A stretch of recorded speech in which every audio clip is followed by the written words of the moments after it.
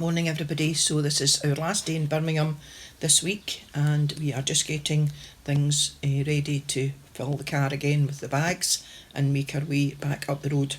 Apologies if you didn't get the West Kirk Weekly last night. Well, you didn't get it because the internet here has been giving us some trouble.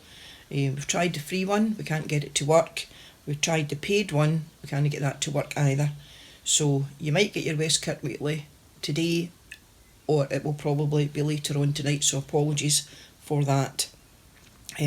Sadly, just to let people know that we have heard yesterday that Ruby's son Graham has passed away, so I'm hopeful that people can remember Ruby and her family in their prayers. Graham fought a hard fight, and if you knew Graham, you know that he did have difficulties, but he always got over those and lived the best life that he could.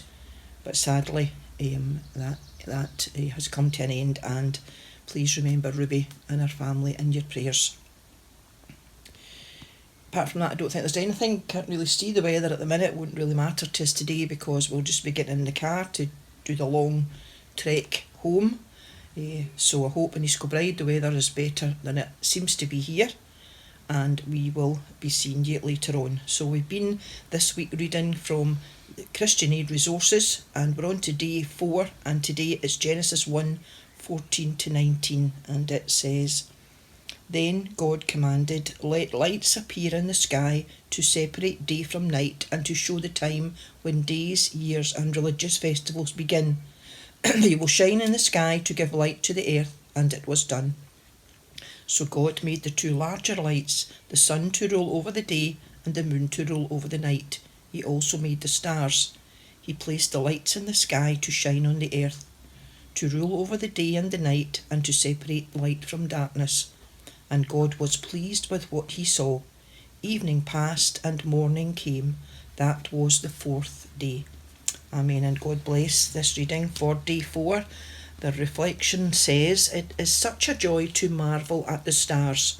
There is a poem written in memory of Oscar Romero, aptly titled "Prophets of a Future Not Our Own," which begins, it helps it helps now and then to step back and take a long view. We can take a long view when we look with wonder on the gift of creation. This was the role of the Old Testament prophets, and we too must raise our prophetic voices as they did. "The Lord who gives the sun for light by day, and the stars for light by night. The Lord of hosts is his name." And that's from Jeremiah chapter 31 at verse 35. Global heating threatens to undo the last 50 years of progress in development, global health and poverty reduction. It could push more than 120 million people into poverty by 2020. At this Kairos moment, we remain hopeful. Let us reflect on the words of Martin Luther King, who said, "The arc of the moral universe bends towards justice."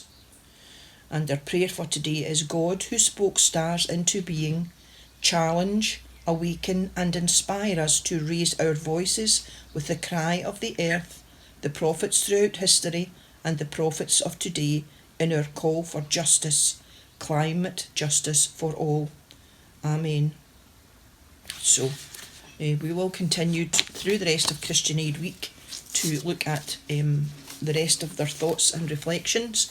Apart from that, we're away now to get our bags into the car, and for Bill to go and get his flask so he can make up his flask of tea for the journey, because we can't have a journey without a flask of tea. And other than that, we will hopefully be back tonight. I'm working tomorrow, but we will put the message on tomorrow early, and we'll see you then. Bye.